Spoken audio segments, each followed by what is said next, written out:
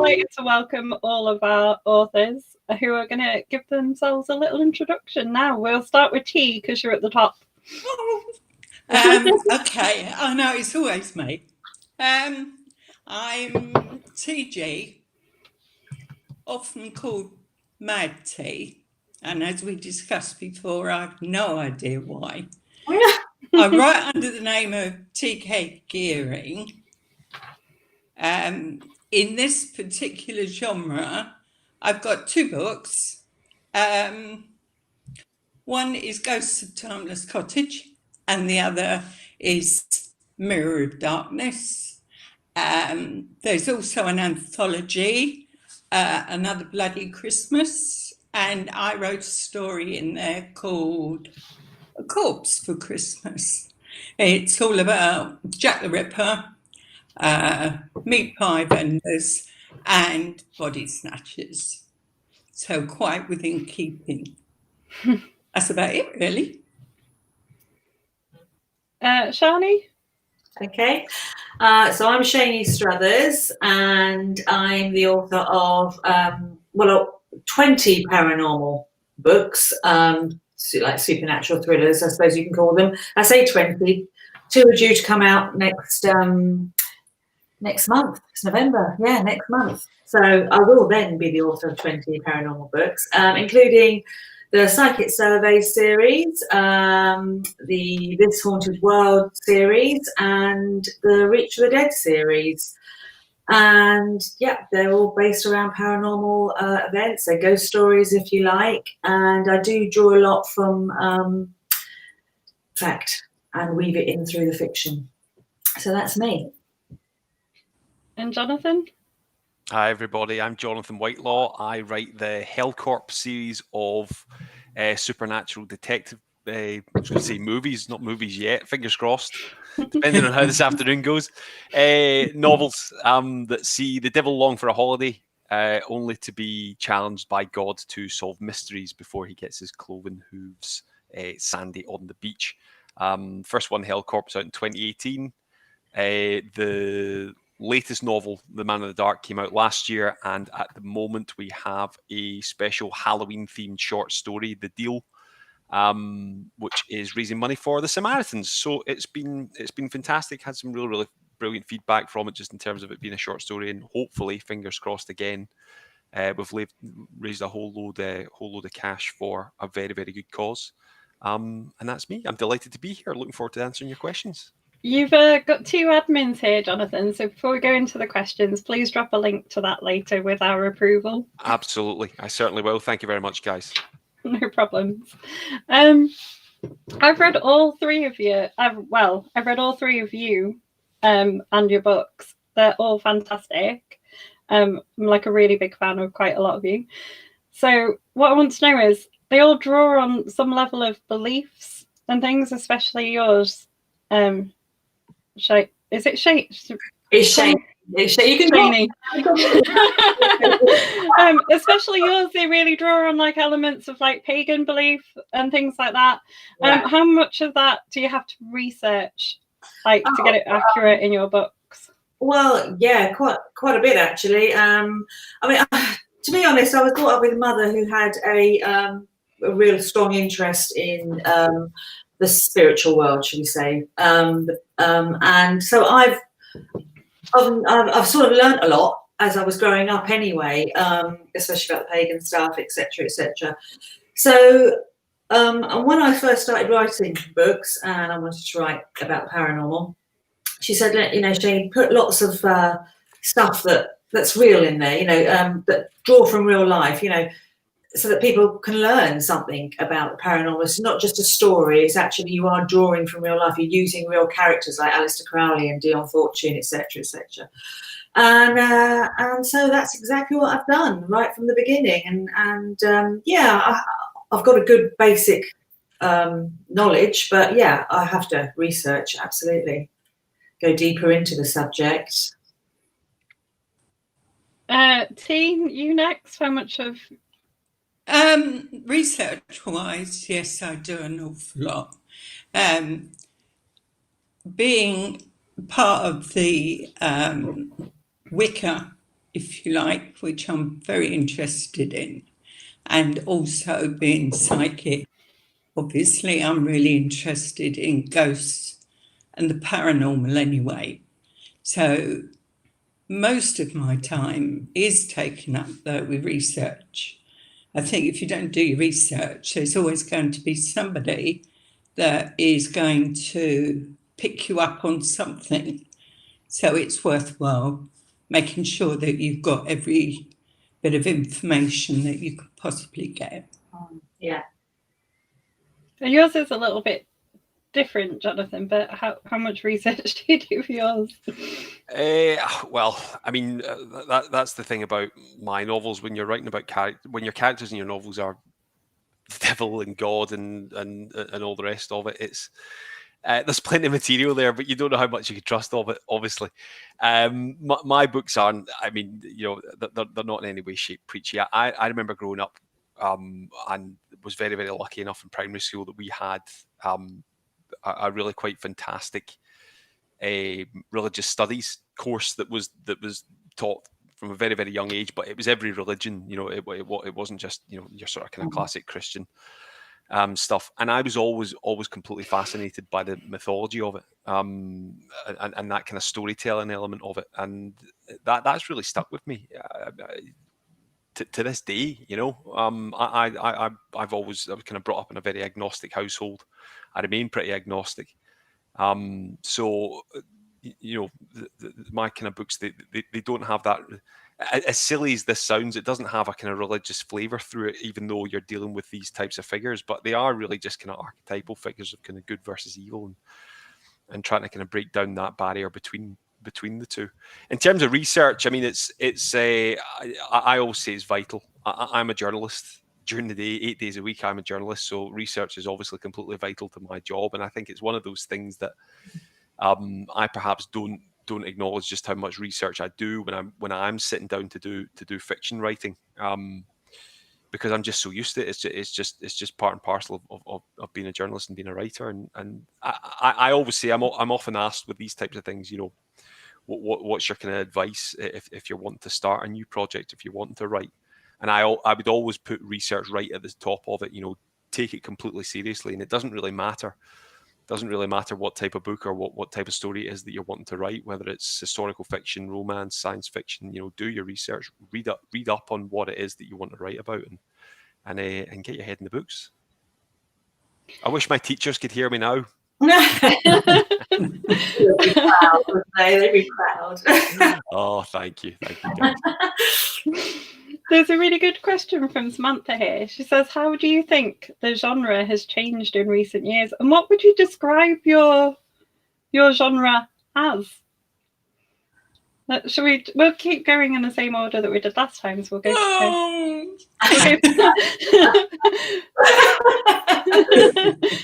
I'm just leaving the room now. We'll start with T at the top. How do I think it's changed? The genre has changed. Well, from my perspective, if I'm writing about ghosts, I don't think personally that it has changed. Others might suggest different ideas, but a ghost is a ghost to a certain extent, and I'm going to get pulled up for that, I expect. But no, I generally don't think that it's changed, to be honest. That's just my personal opinion. But then I only write ghost stories. Shani? Well, I mean, I think, I'm not sure it's changed as such. It's evolved, certainly. I mean, I don't write horror, I write supernatural thrillers, and they have a great respect for the spiritual world, because I have a great respect for the spiritual world. So, and the books highlight that. I think maybe if there is a change, it's moved towards a more, I don't know, psychological aspect of horror, rather than the gore and the blood and guts. And I think the gore and blood and guts is, well, I mean, that doesn't interest me. I don't read books full of that sort of stuff or watch films like that either. I prefer the psychological aspect of the paranormal. So I've written books where, you know, I can't really give it away too much, but it is very psychological, shall we say. And I also think the less is more approach works more and more as well. So you're leaving a lot more to the reader's imagination rather than spoon feeding every step of the way. So that's how, yeah. I mean, I in terms of the kind of books that I write, are, you know, the thing about the L Corp novels is that there's a little bit of everything in them. You know, you've got that kind of whodunit element of it. You've got urban fantasy. Yeah. Urban fantasy in particular, I think technology has changed things greatly within that kind of urban fantasy setting. You know, you look back to maybe 20, 30 years ago, and you've got there's a novel, The Anti-Pope, which is very much set in the kind of mid 80s, and people are still using telephones in bars and phone booths and things like that. Now that, you know, unless you're specifically setting a novel within that time frame, you know, everyone's got a mobile phone. Everyone's got the internet at the touch of a button now, and I think that's reflected. Writers like Ben Aranovich, you know, he does such a fantastic job of having this completely modern world, and also something really quite archaic. And something like urban fantasy, I think that's the wonderful thing about that as a genre, is that you've got the mundane sat beside the completely fantastic. And that's always been a massive appeal to me as a reader, and obviously as a writer, and being able to kind of work in that respect. I mean, it's one of those things, like, when I'm writing my novels, you take a character like the devil who's been around for forever, and there are times where I'll write a scene, or I've got him in a scene where you think, would he be completely perplexed by something that, you know, humanity's come up with, because we're moving at such a massive speed when it comes to technology. And even in the last 10 years, even as we sit here just now on you know, we're enjoying this kind of festival today completely remotely, whereas a year ago we might not have done something like this. You know, that's just the kind of the day and age that you live in, and when you're writing urban fantasy, I think you've got to pay heed to that. It can work both good and bad. You know, sometimes you don't have the deus ex machina anymore of technology not allowing you to be able to just look something up on the internet, or, you know, why wouldn't they just phone someone if they're in? Why would the main character not phone someone for help if they're in a spot of bother? But also, you know, it's a challenge in that respect. But, you know, the more technology advances, the more fun you can have with it, and the more opportunities it gives you to kind of maybe come up with something a little bit more paranormal, something a little bit more off the beaten track when it comes to what makes it work. So yeah, I think tech is a big one. Tech's a big one for urban fantasy. It's moved everything along so much quicker. There's another really good question here that says, have you ever creeped yourself out with writing certain scenes? And I'm desperate to know the answer, because I know that for at least all of you, I can think of scenes that have creeped me out as I've read them. In fact, there are some of Shani. I'm glad. There are some of Shani's books I will only read on the bus because they have to be daylight. They're not that scary. I'm a bit of a wimp. We'll start with tea. Well, really, I suppose it depends on how much wine I've been drinking, to be honest. Here. A couple of times, yes. I put my hands up to it in a couple of sequences on the ghost ship. I did freak myself out, and when I read back, I thought, well, I can't say what I thought, but let's say I thought, blimey, I'm a bit surprised at that. So, yeah, I guess you do to a certain extent, but mostly when you read it back, not actually when you're actually writing it, I don't think. Well, I think, I mean, one scene in particular, one of my more scary books is called Blakemore, and there was one scene where I was sitting writing about this fly infestation, and I was really intent, and really thinking, oh, this is going great guns, brilliant, brilliant. And I looked up and there's a whole load of flies around my desk. Oh no! Yeah, Oh no! yeah. And you know, I'm quite good at manifestation.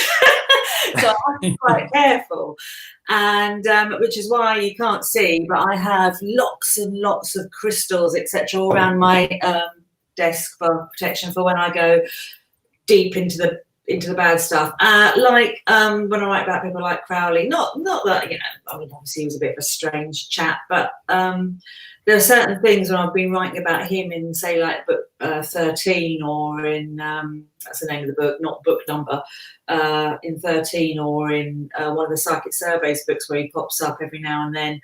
I do sort of think, oh God, this is actually getting quite, you know, I don't want to go too deep in that. You start feeling a sense of dread. Yeah. And because I'm not one for going too deep. I do pull back from the edge because you know, yeah, I'm quite susceptible to all that sort of stuff. So I know exactly where you're coming from.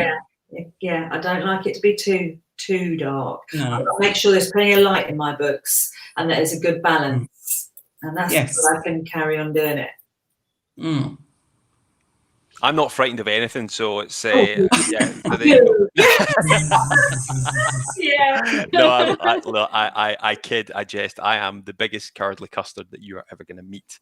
Yeah, it's pathetic actually. In terms of kind of writing stuff, the weird thing is, like, I mean, yeah, I kind of.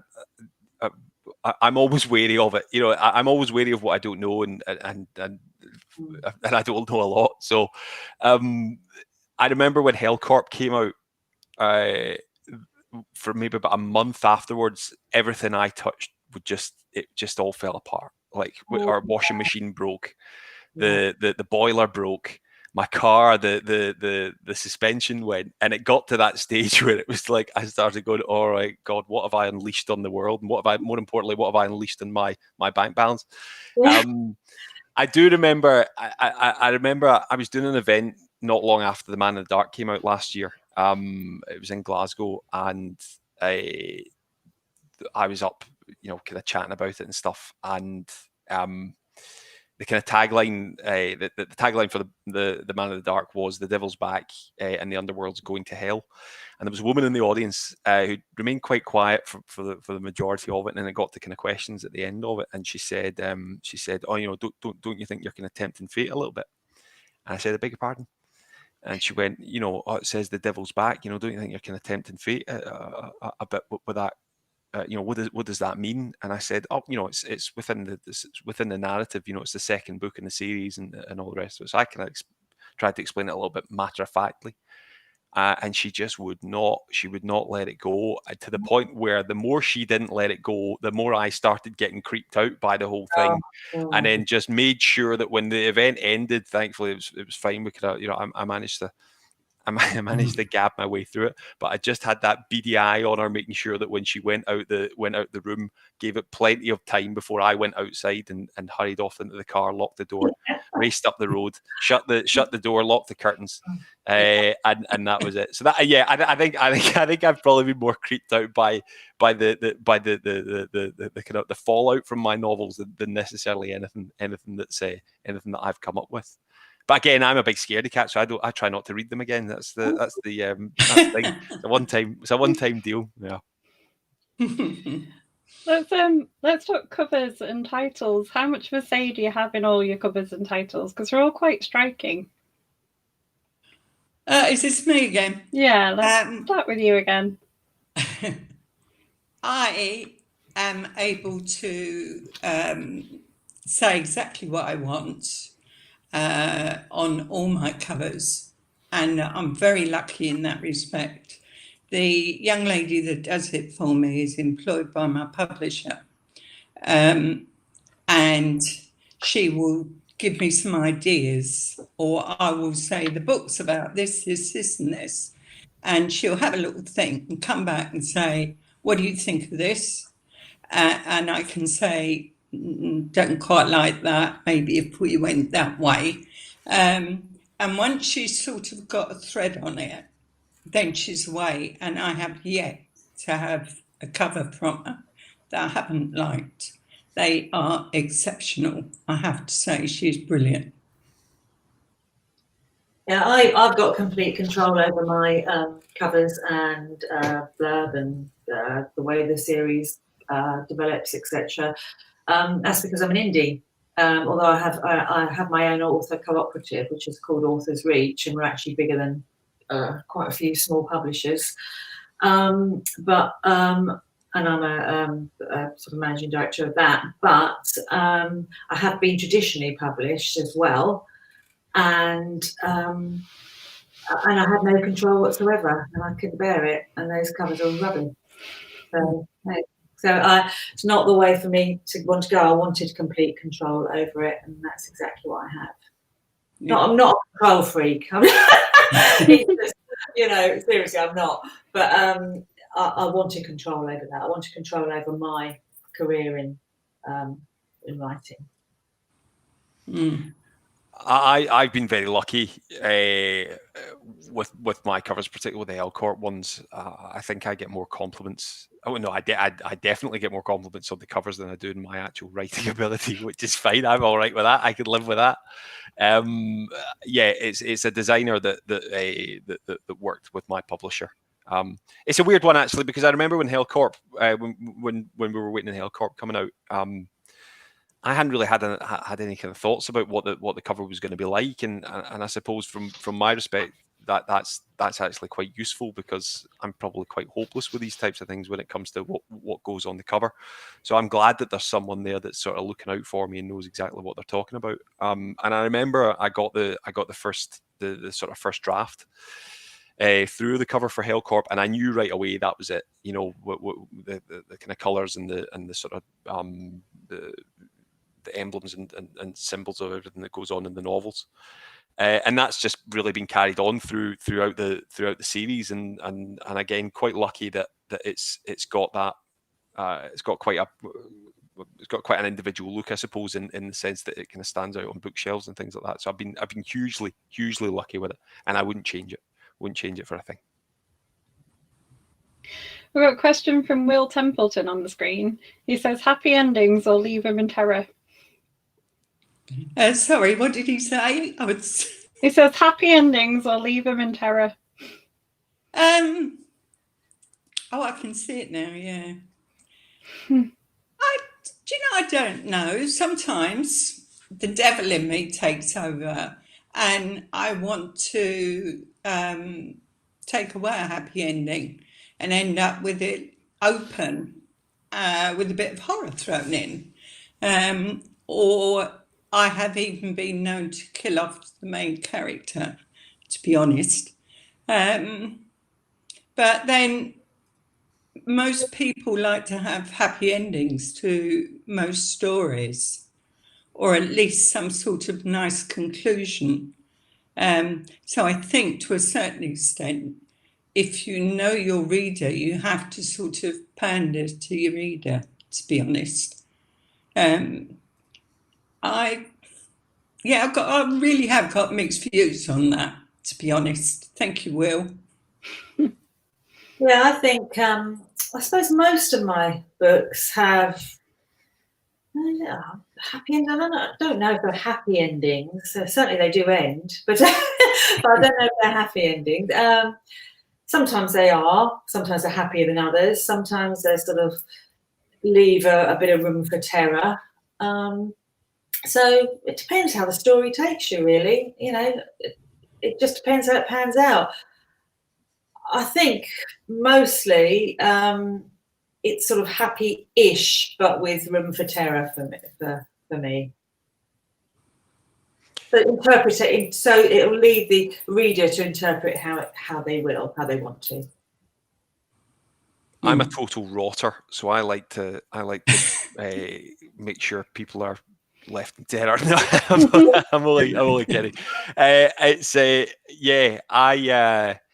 It's a strange one. I think I agree with the guys. I think it all depends on the story, really, doesn't it? It's sometimes the nature of the story when you're writing these types of things. It becomes quite apparent fairly early on that this isn't gonna all end with rainbows and sunshine. And then, you know, the opposite happens as well, where you think, actually, do you know what, this might end with rainbows and sunshine for a change.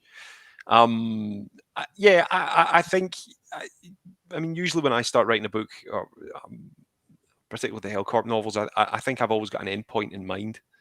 The Hellcorp books are my first time that I've written a series, so that was a bit of an adjustment for me from the first book, and then writing the second book, and then obviously kind of moving it forward. So, you know, having that, having a series, and maybe the guys will agree or disagree with me in this. Sometimes that'll dictate the ending as well, because, you know, you're perhaps thinking about the next novel or the next few novels in the series, which means that sometimes the ending has to be a certain way, because it's got to play into the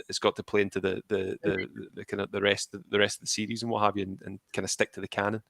I mean, don't get me wrong, it should, you know, the ending of the story should be the ending of the story. You should be bringing the story to a complete conclusion, even if you have other things to be getting on with.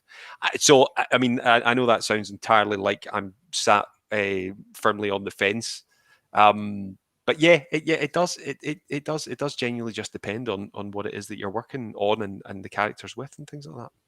If I had my way, everybody would be left with a really, really disappointing ending, because it's just that it's me playing a practical joke on everyone. That's cruel. I know. I'm dreadful. I'm absolutely dreadful. I'm awful. I don't know why you guys hang around with me. I'll be perfectly honest with you. We're all in the same boat.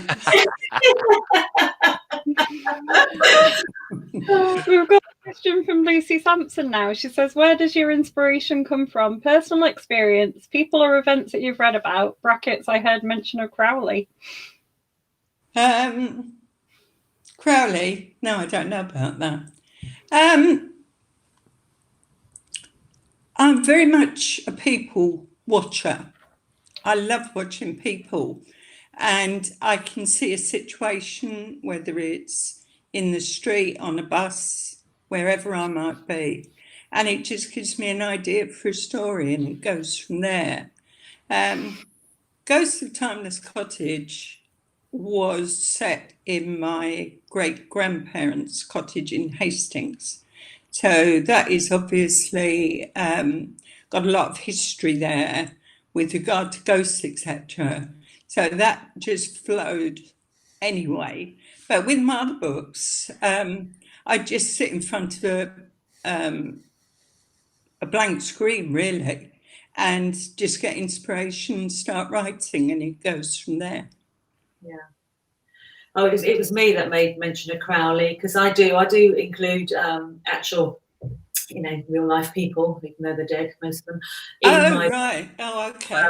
Yeah, so it's me that made mention of Aleister Crowley, Dion Fortune, Alexander David Neal. Oh, there's loads of them. Boleskine House as well is in 13. All sorts of. Boleskine was where Aleister Crowley lived on the shores of Inverness, which you may indeed know, and where he did quite a few rituals, and I've visited it, etc. So it's me. So yeah, inspiration comes from so many different avenues. It comes from the real life people who got up to, you know, whatever they got up to. But then if you read about the spiritual, etc., they're all going to come into it anyway, because they all had a massive impact on it all. Personal events, stuff that's happened to me, stuff that's happened to people I know. My mum was very much into the spiritual world, and at one point she was a high priestess of Wicca. That was really, I mean, that's way back. You know, she's dead now. But she, so she was really, she went into all sorts of areas. I was just brought up with all of that. So one of my characters is actually her in the Psychic Surveys series. Theo is actually my mum, right down to the pink hair. And so, as I say, inspiration comes from absolutely everywhere. You can watch a program and think, oh my God, that's a brilliant subject. Well, yeah. I book on that. Or you can hear a throwaway sentence can inspire you. Anything. I mean, God, the world is just, once you've opened your mind to like the muse and this creative sort of thing that we do, right? Inspiration just comes from everywhere. It literally just crowds in. It's brilliant. There's an endless pot of it, you know. I would agree with that completely. Yep, absolutely. I was, I know I mentioned him earlier on, Ben Aranovich. I was speaking to him not that long ago, actually, and I said to him, you know, he's, whatever it is, 10, 11 books into the Rivers of London series at the moment, and it could be more, actually. I think there's kind of short stories and novellas and things. And I said, you know, do you get not necessarily do you get bored with it, but do you find that the ideas are drying up? And he said exactly the same thing. He went, you know, how can you have ideas drying up when you walk around the corner and there's something else there? You know, particularly in places like London, big cities and stuff like that. But it can be anywhere. It's everywhere. I think the kind of inspiration behind me doing Hellcorp was always very much of the case of I always wanted to do a detective novel. I always wanted to do a crime novel. But I knew I wasn't anywhere near clever enough to do something like that, because there are so many fantastic writers out there, present company included, that are doing such fantastic work in that field. And I always thought to myself, I went, you know, we've had every kind of detective under the sun, you know, whether they're a workaholic, an alcoholic, they don't work enough, they don't see their family, you know, you name it, every extreme of anti-hero that we've had, and particularly in crime fiction. And I said that if I was ever going to do it, if I was ever going to come up with it, I was going to go right to the very far end of that extreme, and you know, what other kind of who greater an anti-hero to have than old Nick. And it really kind of started from there. And I remember reading, I think it was the New York Times. I was reading it when I kind of had this idea, and there was a story about a businessman from the Bronx who he died. You know, he was a pensioner, and he died. And there was the police performed a post-mortem on him, an autopsy, and they found that actually he died. It'd taken him 40 years to die, or 50 years to die. Essentially, he'd sustained an injury decades earlier, and they ended up launching a murder investigation from it. And I thought, you know, God, what a fantastic. Well, I mean, I say what a fantastic story, absolutely dreadful story, but you know, what something really, really different. And that actually started the kind of ball rolling for the crime element of it. So I had the character and I had the crime, and yeah, it really went from there. But I completely agree with everyone. In the second one, for example, in the second Hellcorp novel, it kind of mainly the main sort of whodunit is the kidnapping of a woman, a tourist, by international terrorists. But it being the nature of the series, it's not quite as simple as that. It's not quite as straightforward as that. And yeah, I mean, it's one of these things you've just got to, as a writer, I always tell people, you got to just keep your eyes open. You know, it's happening. It's happening all out there. I'm getting reversed here. It's happening all outside the window. You know, and you've just got to keep your eyes open and your ears open and everything. And it'll find you. You know, it will find you if you can get. Yeah. Absolutely. You're right. The story does find you sometimes. Definitely. Not all the time, but sometimes it does. Yeah. Sometimes you have to go searching for it. You sit down with that blank piece of paper and you think, oh, you know, but other times the story just finds you. Absolutely. Yeah, I would agree with that completely. So time for a UK CBC favourite question now. What are your most memorable moments as an author so far? Oh God. I suppose my most memorable moment was when a book club I belonged to, way back when I started writing, I was asked to interview a publisher, and I quite enjoyed it, but I wasn't completely 100% sure about him. He was actually checking me out, which is what I didn't expect. And he asked to publish my book.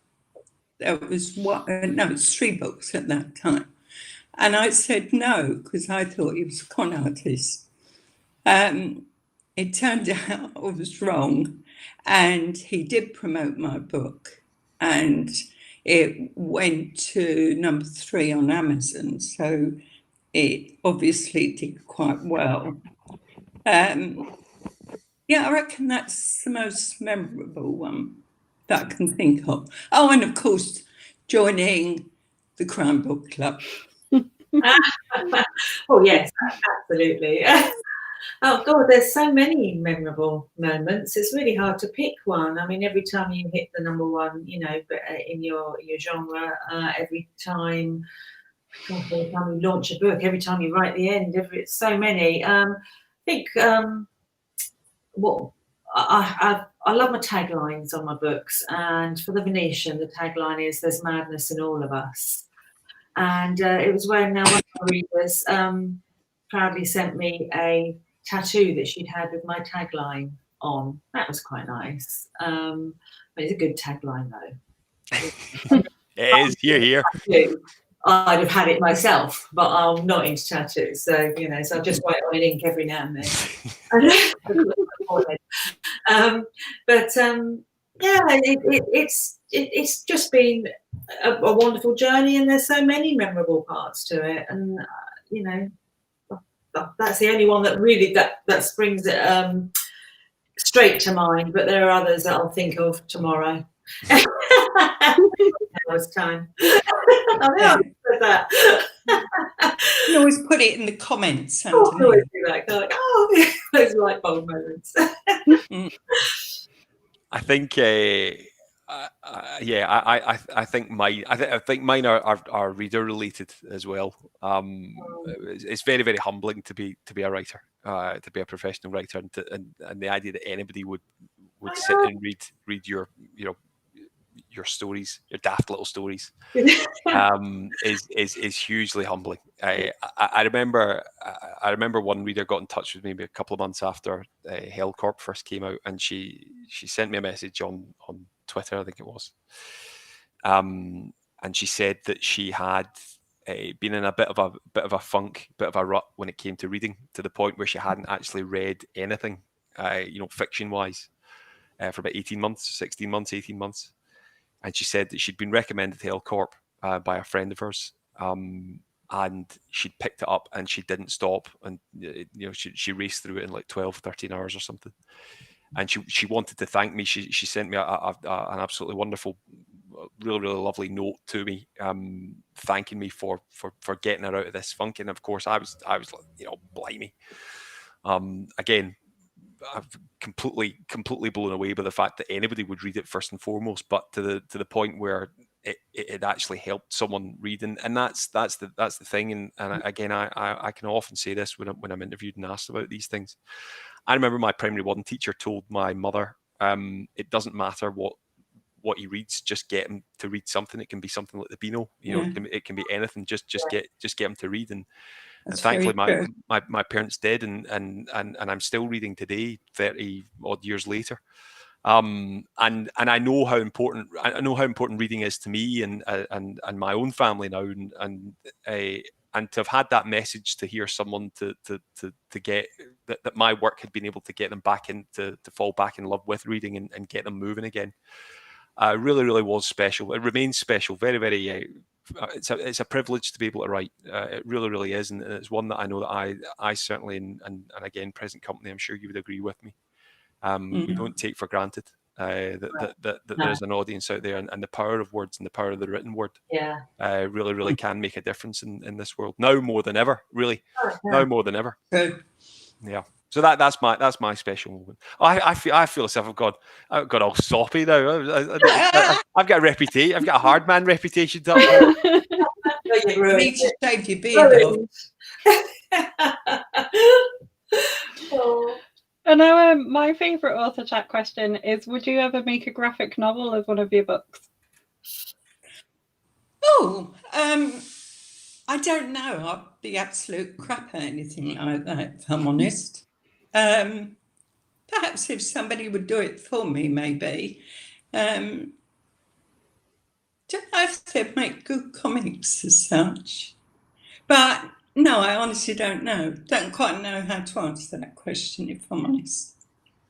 I mean, I've never actually considered it until you just said, but now I'm God, that's a brilliant idea.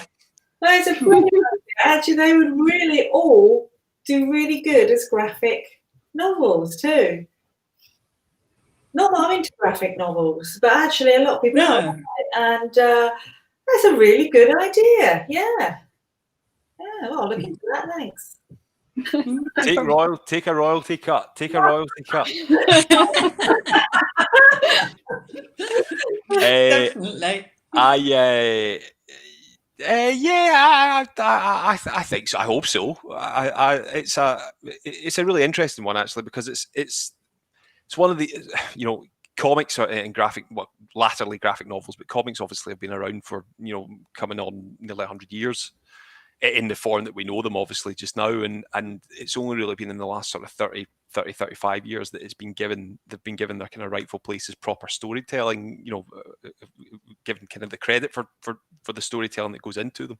Whereas I think there was always an element of kind of snootiness towards, it is only a comic, but in actual fact, there's some brilliant writers and artists, obviously, and talented people that have gone into making really, really quite incredible stuff over the years. So yes, I would love to be. Yeah, absolutely. I would not say no. If anybody was kind of wanting to adapt my work to graphic novel, because I first and foremost, I'm a fan, and I enjoy it, and I enjoy it as a medium. And yeah, why not? Never say no. That's what I've learned in this business. Never say no to these types of things. Really right. I used to read a comic when I was younger called Misty, the Misty comic, which was full of ghost stories. Do you remember it, any of you? Yeah. I recognise the name. I recognise the name. Yeah. Of it, yeah. I love that comic. I mean, I live for Saturday mornings and going to the paper shop to get Misty. You now I've got a daughter called Misty. It's strange, isn't it? And funny enough, because Misty in the comic had dark hair and blue eyes, and although I am dark haired naturally, actually, and green eyes, she's got dark hair and blue eyes. So it's it's literally like, again, manifestation. Yeah, because I used to love the way she looked in the comics. What are you all currently working on? Glass of wine. Yeah. Oh no! The best idea all day. The best idea all day. It's the middle of the afternoon. I'm currently thinking about turning the heating off, because I'm sitting here and I'm going, because I'm so warm. I have got 2 work in progress at the moment. One is a fantasy, and it's a prequel to my original 3 books that I wrote as the trilogy. I had finished it at the 3 books, but my readers said, no, you can't leave it there, you've got to. So I've been trying to work on the prequel.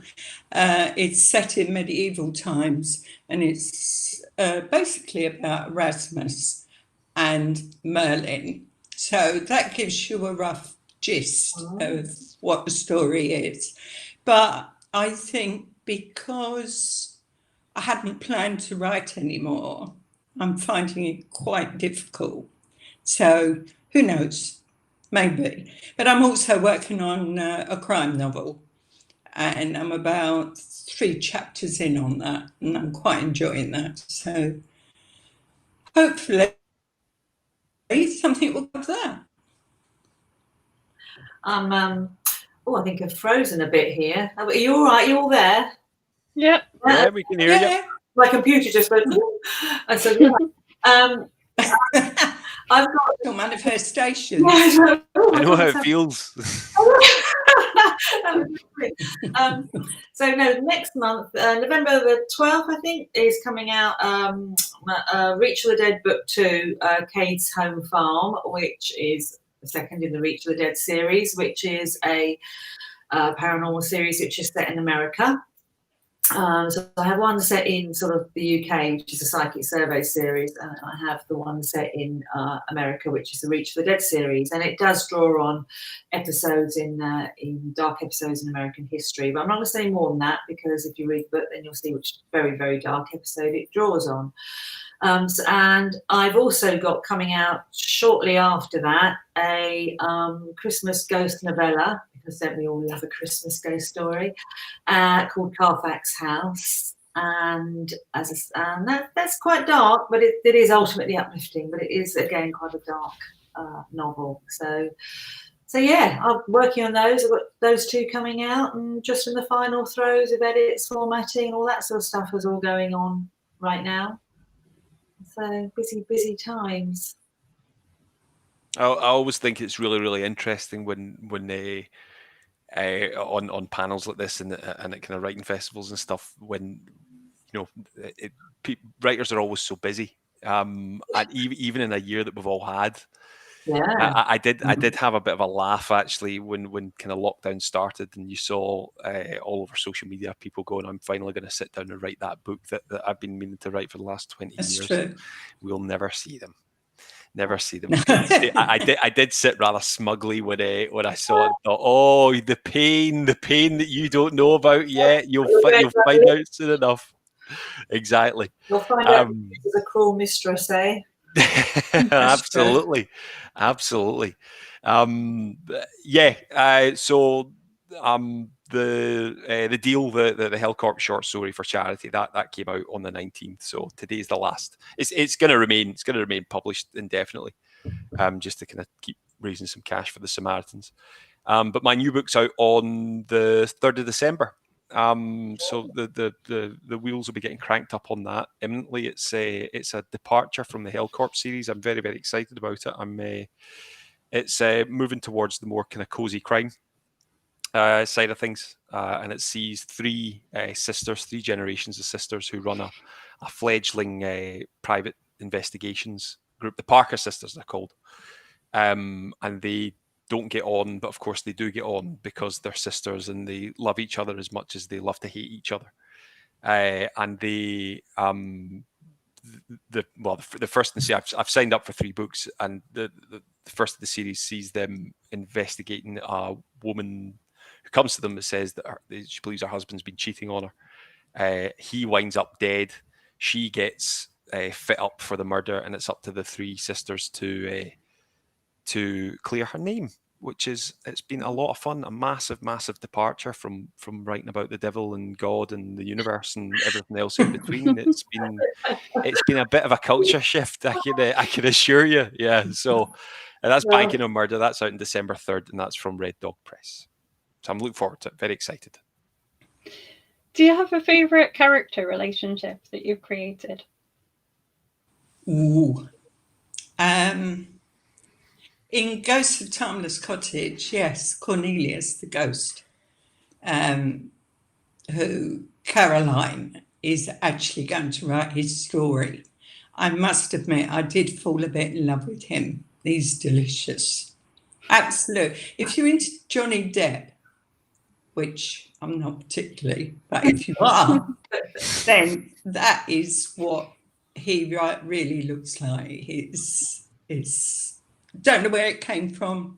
It just evolved. So the other one, which is Erasmus that I was talking about, that's part of the trilogy, the prequel, he's basically a time-traveling lover with attitude, and I absolutely love him. You never know what he's going to do, where he's going to go, or what is going to happen. And with that one, most of the time, I sat there with my fingers on the keyboard and he took over. So that was absolutely brilliant. And I read it back and I thought, I couldn't do anything better than that. So it worked really, really well. So, yeah. So they're the 2, I suppose, really, that I have as my pride and joy. Yeah,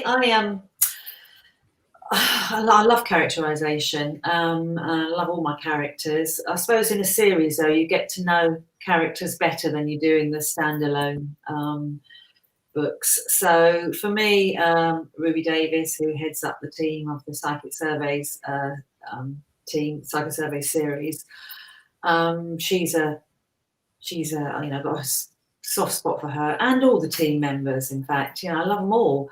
And then in Reach for the Dead, you've got Shady Groves, who heads up the team there, on the American side.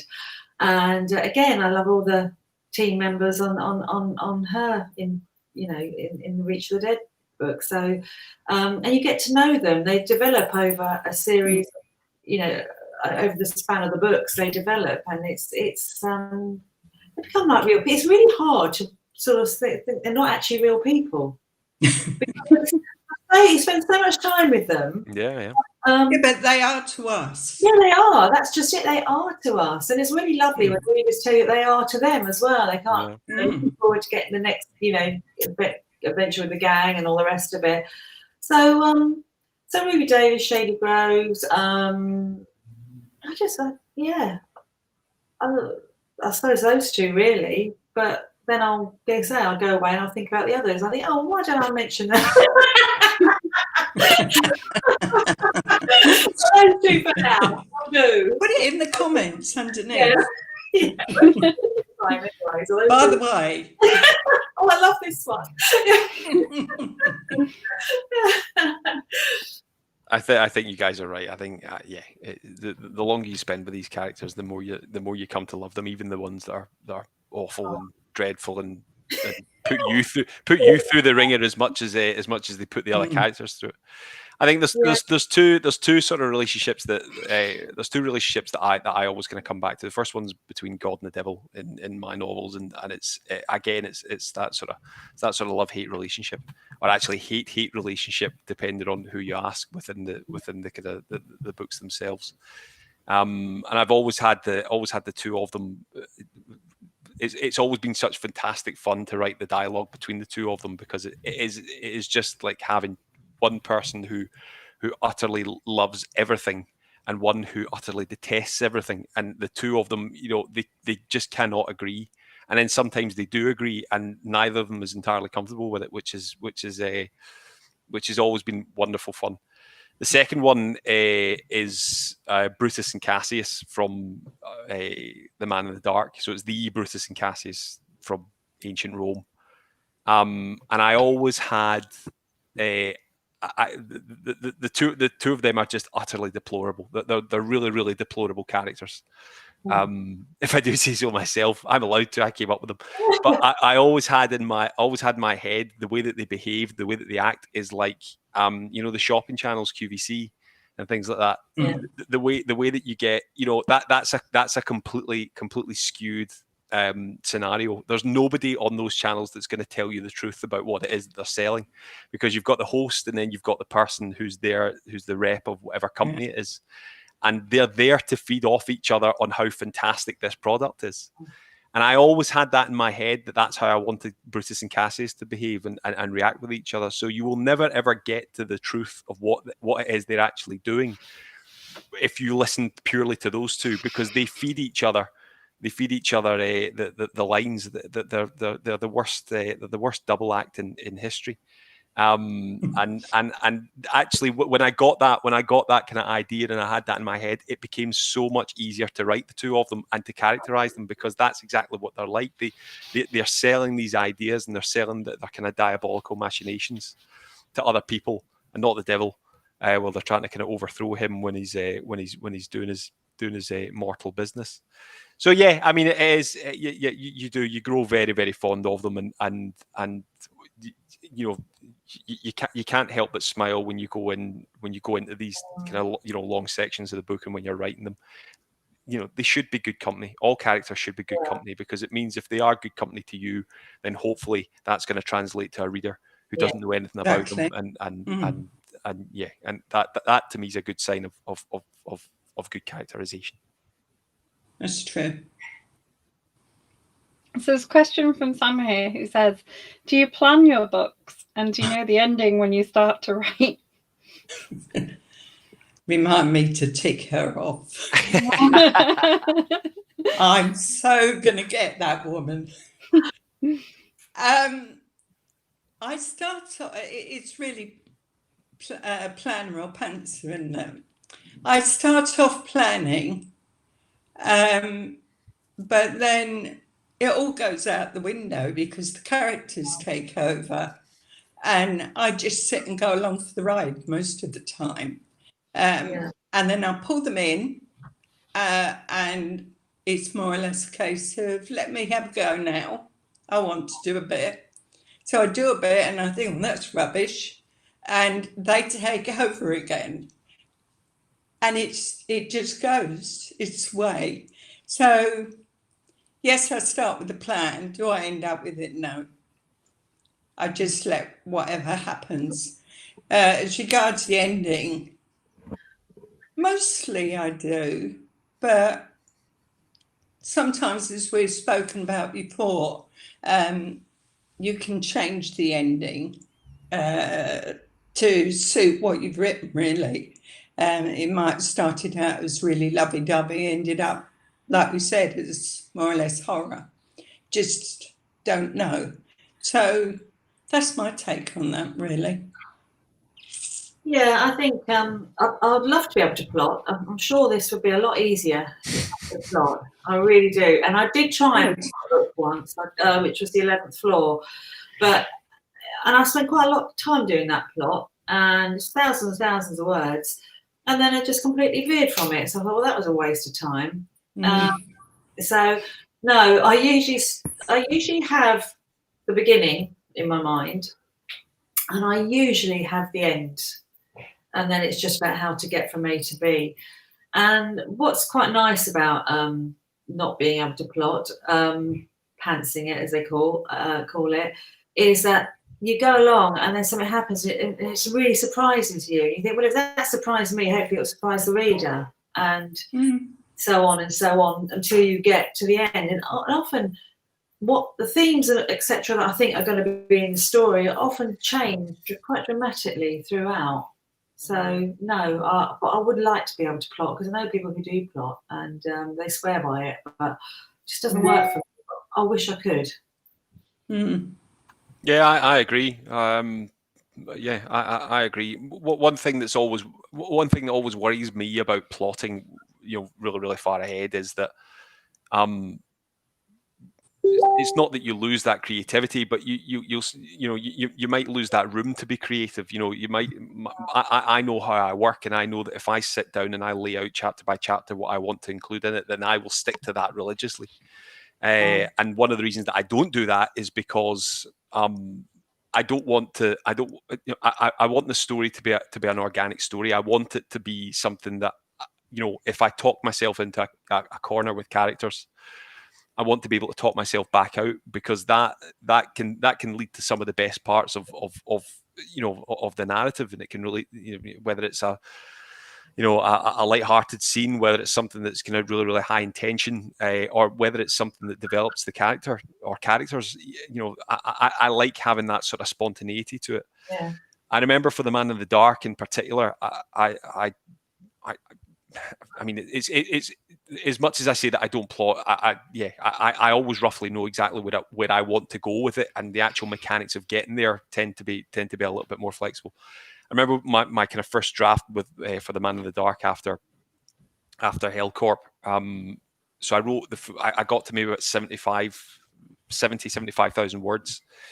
And I knew I'd had that kind of nagging thought in the back of my head that this has moved too far away from the kind of the core elements of what makes these stories. It's what I call it gone all Fast and Furious. If you guys are familiar with the Fast and Furious movies, you watch the first Fast and Furious film and it's a movie about street racing. You watch the most recent ones and they're crashing cars they're jumping supercars that don't even exist from one floor to another of a Dubai skyscraper. And then I'm pretty sure there was a nuclear sub involved in one of them as well, which is, it's just gone bigger and bigger and bigger and more absurd as it went along. And that's what happened. I had attack helicopters and Apache, gunships and all the rest of it. And it just wasn't, I was writing it and I knew I shouldn't be writing it. That was the worst part about it. So I got to the bitter end. Got to the last chapter, and I had a proper sit down and a right good chat with myself. Not literally, but I kind of told myself to pull my socks up, and I ended up scrapping probably about 95% of it. So the Man in the Dark that's on the shelves, that's probably only the opening chapter, maybe the opening second chapter, and the final chapter. And it was hard. I mean, don't get me wrong, but it was for the best because the Man in the Dark that's published now is a much better story and a much better written story and a much better plot. Everything really than that my dabble with Fast and Furious type scenario. It's amazing though. It is amazing though that if you don't plan it and you don't stick to at least some sort of plan, how quickly it can escalate, or it certainly can for me, which is incredible. And you almost kind of think, God, am I actually capable? Am I actually capable of going so far over the top that it's pantomime? But listen, as much as I can sit here and say that that's not for me, what have you, doing that style or doing what I did ultimately led to a much better book. And we wouldn't have the book that's now out there if I hadn't gone that way. So I think both have got benefits. Both have got massive benefits. And I always kind of encourage anybody that wants to do it, write what works for you. Some people can sit down and write 5,000-6,000 words all within one session. Some people can struggle to do 50.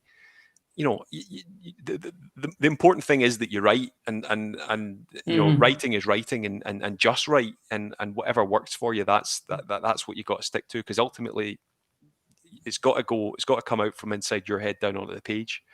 And however way that you get that done, and however way you're able to do that, then viva that way. That's it. Again, back on the fence. I'm sorry. That's amazing. And with that, we're actually at our time. Oh, blimey. It's been an absolute pleasure having all of you on. Oh, thank you. Thank you very much. Thank you for having us. It's been wonderful. Happy Halloween. Hopefully, everyone's discovered some new authors for them to go off and discover. They're all great reads, so please do go and start downloading some books. Happy Halloween. Happy Halloween, everybody. Happy Halloween.